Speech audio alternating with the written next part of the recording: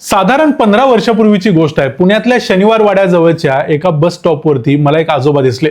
त्यांचं वय साधारण 80 असावं। मी बससाठी बसलेलो, तेवढ्यात त्यांच्याबरोबर बोलता बोलता थोडी ओळख झाली। मग त्यांच्या घरची परिस्थिती वगैरे त्यांनी सांगितली। बोलता बोलता समजलं की पंढरीच्या विठ्ठलाची भक्ती हा त्यांच्या आयुष्याचा एकमेव धागा आहे जो शिल्लक आहे, बाकी सगळे तुटले। बोलता बोलता आजोबांनी सांगितलं की गेल्या 60 वर्षात त्यांनी पंढरीची वारी कधीही चुकवली नव्हती। एवढं त्यांनी सांगितलं आणि त्यांनाच जरासं काहीतरी चुकल्यासारखं वाटलं। म्हणाले 62च्या युद्धानंतर खरं तर एक वारी चुकलेली। मी म्हटलं का? तर म्हणाले त्यावेळी मी चीनमध्ये होतो। मी म्हटलं चीनमध्ये का? तर ते म्हणाले 62च्या युद्धात मी युद्ध कैदी म्हणून चीनी सैन्याला सापडलो, त्यानंतर सुटायला मला 1 वर्ष लागलं, त्यावेळी पंढरीची वारी चुकली। याची चुटपूट त्यांच्या मनाला अजून देखील लागलेली मला दिसली। आपण देशासाठी लढल्याचा वगैरे गर्व त्यांच्या बोलण्यात दिसत नव्हता। उलट 1 वर्ष आपण देवालाच फसवलं की काय अशी सल त्यांच्या बोलण्यात दिसली। त्यामुळे पंढरपूर, चंद्रभागा, विठ्ठल हे सगळं रसायन काय आहे हे समजत नाही की लाखो लोक दरवर्षी तहानभूक विसरून चालत राहतात। या आजोबांसारखीच गोष्ट संत तुकाराम महाराजांची देखील झाली। तुकाराम महाराजांची वारी कधीच चुकली नाही, पण एका वर्षी ते प्रचंड आजारी पडले। त्याही स्थितीत ते घरातून बाहेर पडले, पण पाऊलच उचले ना। अखेर त्यांनी माघार घेतली आणि 24 अभंगांचं एक पत्र साक्षात पांडुरंगाला लिहिलं आणि आपल्या टाळकऱ्यांच्या बरोबर पंढरीला पाठवून दिलं।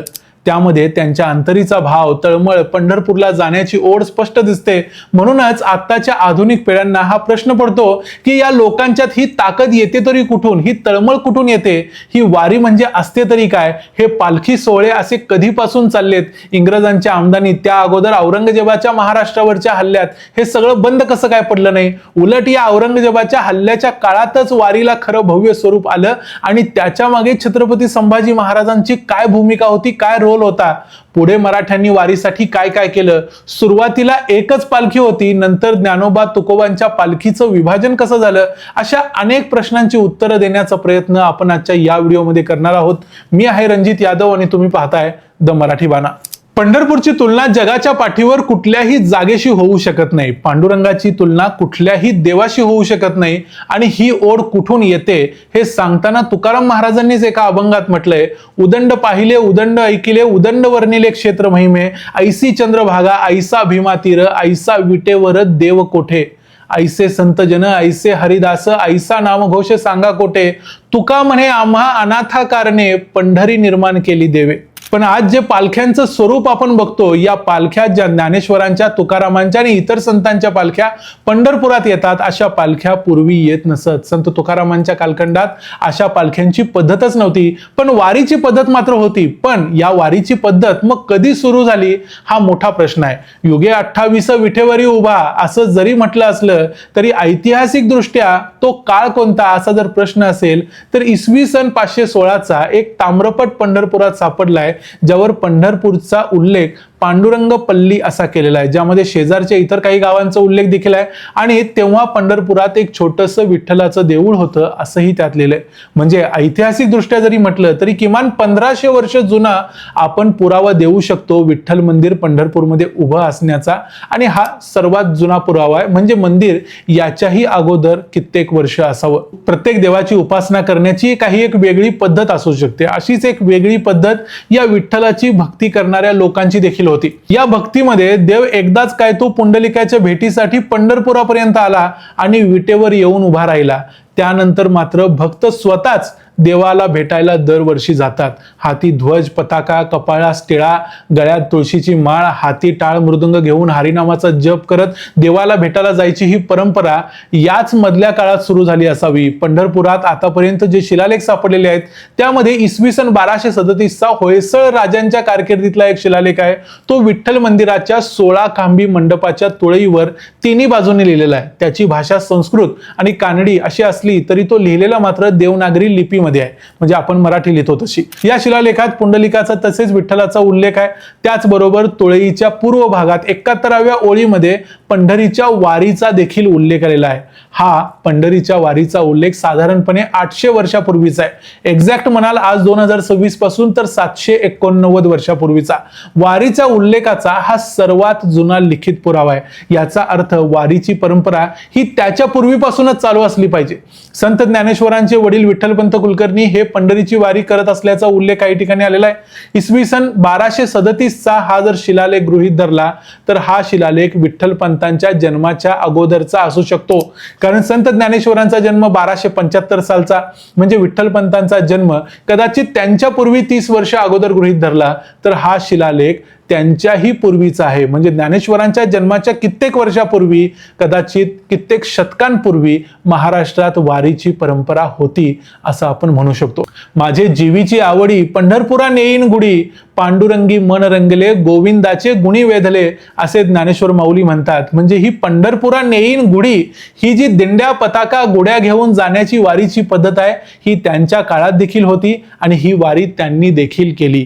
संत ज्ञानेश्वरांच्या नंतर 300 वर्षांच्या पेक्षा जास्त काळ लोटल्यानंतर संत तुकाराम महाराजांचा जन्म झाला. पण संत तुकाराम महाराज त्यांच्याच एका अभंगात म्हणतात, पंढरीची वारी आहे माझी घरी, आणिक न करी तीर्थव्रत. म्हणजे माझ्या घरात पंढरीची वारी करण्याची पद्धत आहेच, मला आणखी काही तीर्थयात्रा किंवा व्रत वैकल्य करायची गरज नाही. कारण संत तुकाराम महाराजांच्या वंशावळीत त्यांच्या पूर्वी जी 8वी पिढी होती त्यांचे नाव होते विश्वंभर बाबा.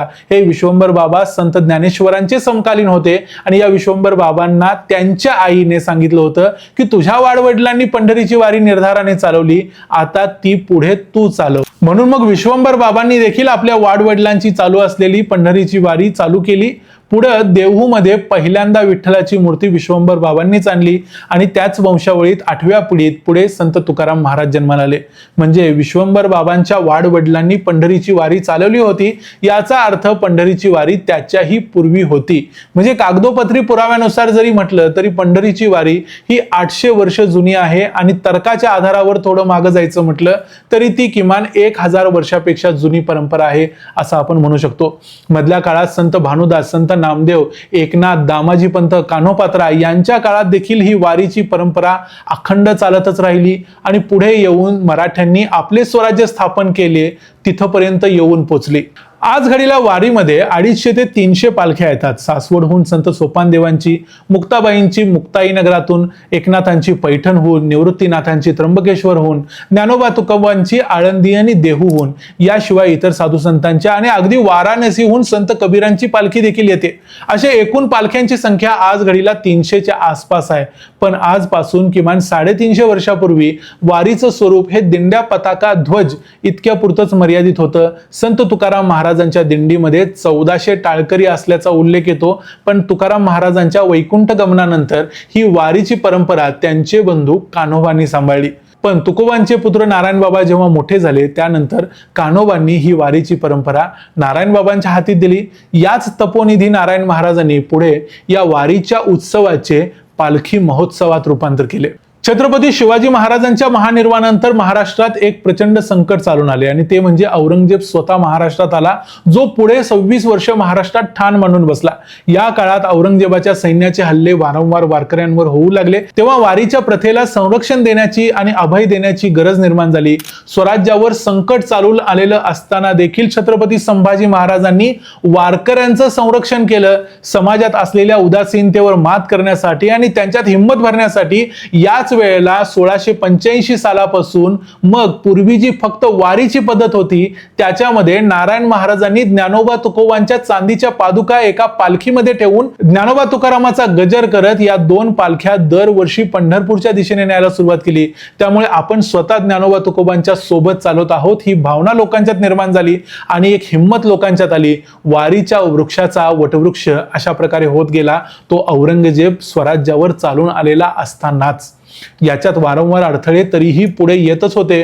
पुढे छत्रपती संभाजी महाराजांची औरंगजेबाने हत्या केल्यानंतर राजाराम महाराजांनी कारभार सांभाळला. राजाराम महाराजांनी देखील इसवी सन 1694ला येलवंडी गावाला जो इनाम दिलाय त्यामध्ये सांगितलंय की युद्धाच्या धुमश्चक्रीमध्ये पंढरपूरच्या यात्रेला कोणताही उपसर्ग होता कामा नये याची काळजी घ्यावी, अशा प्रकारची तक्रार नारायण महाराजांनी राजाराम महाराजांच्याकडे केलेली होती. त्याचंच राजाराम महाराजांनी हे उत्तर दिलं होतं आणि एक प्रकारे वारीला प्रोटेक्शन दिलं होतं. पुढे मराठ्यांच्या स्वराज्याचं रूपांतर साम्राज्यात झालं, त्यावेळी मराठ्यांच्या अनेक सरदारांनी सढळपणे पंढरपूरच्या देहू आळंदीच्या मंदिरांना मदत केली. स्वतः छत्रपती शाहू महाराजांनी 5,000 रुपये देहूच्या मंदिराला दिले होते. याच्याशिवाय फलटणचे रंभाजी निंबाळकर, सेनापती खंडेराव दाभाडे यांनीही मंदिराला मदत केली. नारायण महाराजांनी अध्यात्म सांभाळलं, पण गरज पडतात हाती शस्त्र देखील घेतलं. दाभाडे यांचा एक सरदार होता लोधीखान पठाण, तो देहू जवळच्या सांगुर्डी नावाच्या गावात राहत होता. त्याचा मंदिराला आणि तिथल्या ग्रामस्थांना प्रचंड त्रास व्हायचा. तेव्हा नारायण बाबांनी काही लोक जमवले आणि त्यांना घेऊन त्याच्यावरच हल्ला केला. छत्रपती संभाजी महाराजांच्या काळात सुरू झालेला हा पालखी सोहळा पुढे 147 वर्षे अव्याहतपणे चालू राहिला आणि 1832 साली या सोहळ्यात पहिल्यांदा एक बखेडा निर्माण झाला. 1832च्या दरम्यान देहू संस्थानमध्ये तुकोबांच्या वंशजांमध्ये मालकीच्या हक्कावरून, सेवेच्या प्रश्नावरून तंटा निर्माण झाला. या तंट्याचा परिणाम संपूर्ण पालखी सोहळ्यावर होतो की काय याची चिंता हैबत बाबा आरफळकर यांना लागून राहिली होती. म्हणून त्यांनी त्याच वर्षीपासून एक ज्ञानेश्वरांची पालखी स्वतंत्रपणे करून आळंदीपासून न्यायला सुरुवात केली. हैबत बाबा आरफळकर हे ग्वाल्हेरच्या शिंदे यांचे सरदार होते, पण ते अध्यात्माकडे वळले आणि ज्ञानेश्वर माऊलींचे भक्त झाले. हैबत बाबांच्या बरोबर बेळगाव जवळच्या अंकलीचे शितोळे सरदार आणि बाबासाहेब आजरेकर यांनी देखील आळंदीच्या पालखीला मदत केली. आजही या घराण्यांना पालखीमध्ये मानाचं स्थान असतं. हैबत बाबांनीच दिंडीची रचना, थाट, शिस्त असलेला आजचा सोहळा सगळं काही घडवलं. रथ, अश्व, रिंगण, उभ्या गोल दिंड्यांचे क्रमांक, ही सगळी व्यवस्था ही हैबत बाबांचीच देणगी. ते स्वतः ग्वाल्हेरच्या शिंद्यांचे सरदार असल्यामुळे सोहळ्याला लष्करी शिस्त आली आणि राजेशाही थाट आला.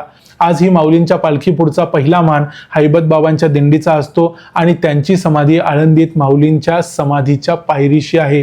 तेव्हापासून ज्ञानेश्वरांची आणि तुकारामांची अशी 2 वेगवेगळ्या पालख्या पंढरीच्या दिशेने जाऊ लागल्या. या गोष्टीला देखील आता जवळजवळ 200 वर्ष व्हायला आली. नंतरच्या काळात यामध्ये प्रत्येक संताची वेगवेगळी पालखी त्या गावाहून निघू लागली आणि पंढरपूरला पोहोचू लागली. यामध्ये वाराणसीहून संत कबीरांची पालखी कधी यायला सुरुवात झाली हे माहिती नसलं तरी 19व्या शतकाच्या उत्तरार्धात जेव्हा न्यायमूर्ती रानडे यांनी पुण्यातून जाणाऱ्या पालख्या पाहिल्या, त्यावेळी त्यांनी संत कबीराची पालखी पाहिल्याचं लिहून ठेवले. म्हणजे ही पालखी देखील किमान 150 वर्ष जुनी आहे. ब्रिटिशांनी भारतीयांच्या धार्मिक स्वातंत्र्यावर गदा आणायचा किंवा त्याला डिवचायचा प्रयत्न फारसा केला नाही, कारण त्याची कशा प्रकारची रिॲक्शन येऊ शकते याची कल्पना त्यांना 1857च्या उठावाच्या दरम्यान आलेली होती. त्यामुळे पालखी सोहळा बिनदिक्कतपणे वर्षानुवर्षे चालू राहिला. डॉक्टर सदानंद मोरे यांनी लिहून ठेवलंय की लोकमान्य टिळकांनी गणेशोत्सव आणि शिवजयंती हे उत्सव चालू केले. यापैकी गणेशोत्सवाची कल्पना त्यांना मुस्लिमांच्या मोहरमच्या सणावरून सुचली असा आरोप त्यांच्यावर अनेक वेळा केला गेलाय. ते जिवंत असताना देखील केला गेलाय आणि तो आज देखील केला जातो. पण याचं उत्तर लोकमान्य टिळकांनी त्याच वेळी देऊन ठेवले.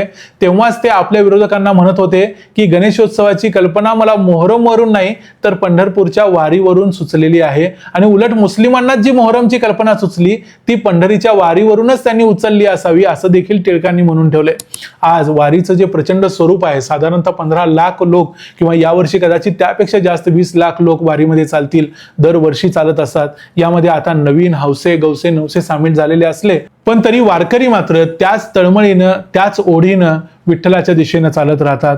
यातली मुक्ताबाईंची पालखी तर 560 किलोमीटरचा प्रवास करून जळगाव जिल्ह्यातल्या मुक्ताईनगर मधून येऊन पोहोचते. पण यातल्या एकाही वारकऱ्याच्या चेहऱ्यावर थकवा दिसत नाही. पण जी वारी दिल्लीच्या सुलतानशाहीमध्ये घोरी तुघलकांच्या आक्रमणांच्या काळात औरंगजेबाच्या दक्षिणेच्या स्वारीत थांबली नाही किंवा मुघल ब्रिटिश सर्वांना जिनं पचवलं, ती वारी 2020 साली पहिल्यांदा खंडित झाली कोरोनामुळे.